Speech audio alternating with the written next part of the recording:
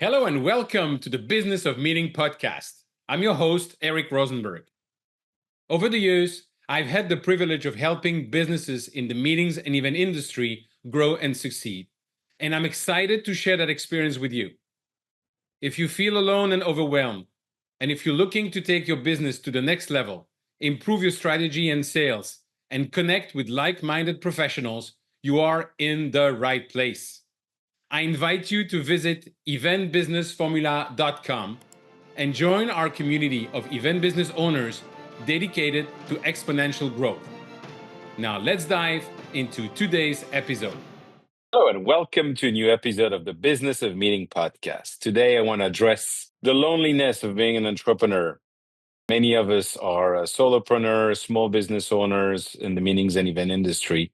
And truth to be told, it's a wonderful and probably the greatest industry of all. And being an entrepreneur with all the stress and all the change and everything, we find ourselves very often alone and not being able to talk to people, to share our wins, but also to share our fears, to share the question we have.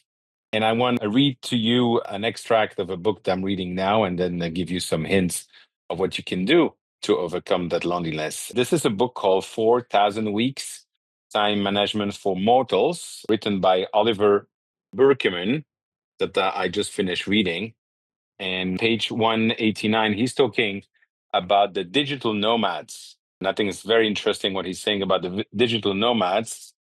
And he says that digital nomads is a misnomer and an instructive one. Traditional nomads are not solitary wanderers who just happen to lack laptops. They're intensely group focused people who, if anything, have less personal freedom than members of settled tribes, since their survival depends on their working together successfully. I think that here is a very interesting concept of a tribe when I'm talking about community, when I'm talking about having a board of advisors, we're talking about having people that you can talk to, that can share your question with. That is absolutely essential. And then he continues writing rather, and in their more candid moments, digital nomads will admit that the chief problem with their lifestyle is the acute loneliness. Last year, I visited 17 countries. This year, we'll visit 10. The American author Mark Manson wrote, back when he was still a nomad himself. Last year, I saw the Taj Mahal, the Great Wall of China, and Machu Picchu in the span of 3 months, but I did all this alone.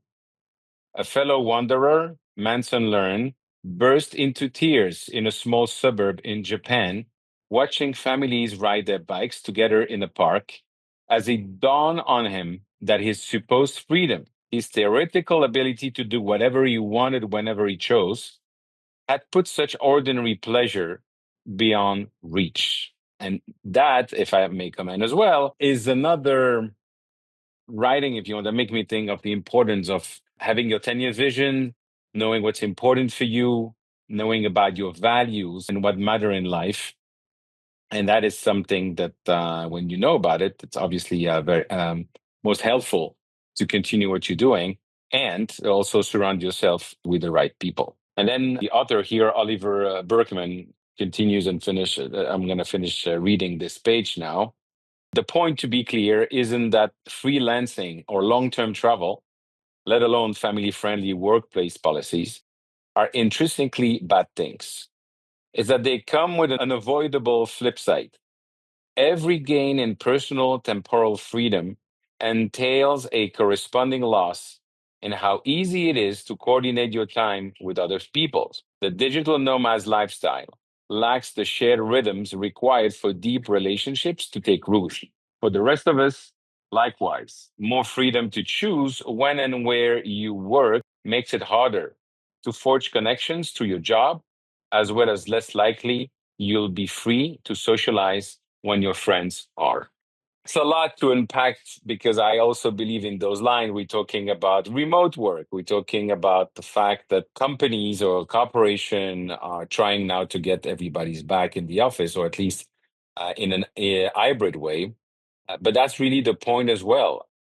Besides the fact that having everyone around the water cooler entails conversation that would never happen otherwise, It's also the fact that when you are working on your own or when you're working remote, you don't have this interaction with people, which is for me why it's very important that when you are actually starting your business and you're running your business and working a lot from home, you need to block time in your calendar to get out, to meet people, to have lunch with people, to do sports, to volunteer, whatever it is. So you have the part which is the professional part, where you need to be able to synchronize at some stage with your colleagues, but also the other part, which is the social part. So what can we do as business owner to overcome this loneliness that is typical of any entrepreneur?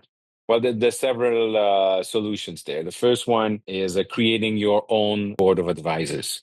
Surround yourself with people that you respect, that respect you, that you know you can get naked in front with all your challenge in the business, and that will tell you exactly what they think to genuinely help you. Or and join a group, a community, join a group of entrepreneurs that block the time and make sure that you're doing that on a regular basis. If not, it's never going to happen. And also, I would say pause, reflect on what matters to you, share those ideas with the people that you like, that the people you respect, and always come back to your long-term vision is and ask yourself, is what you're doing today somehow is helping you continue in the direction that you have chosen for yourself and for your business? And at the end of the day, be open to learn, to integrate new technology, to integrate new services, to integrate new ways of doing business.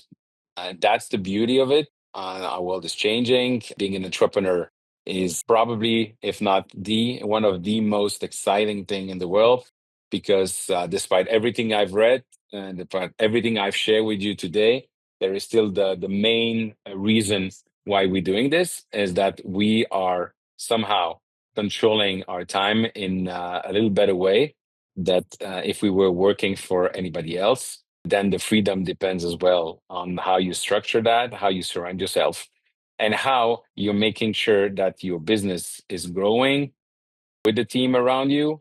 As I always said, the less you are involved in the business, the higher the value will be.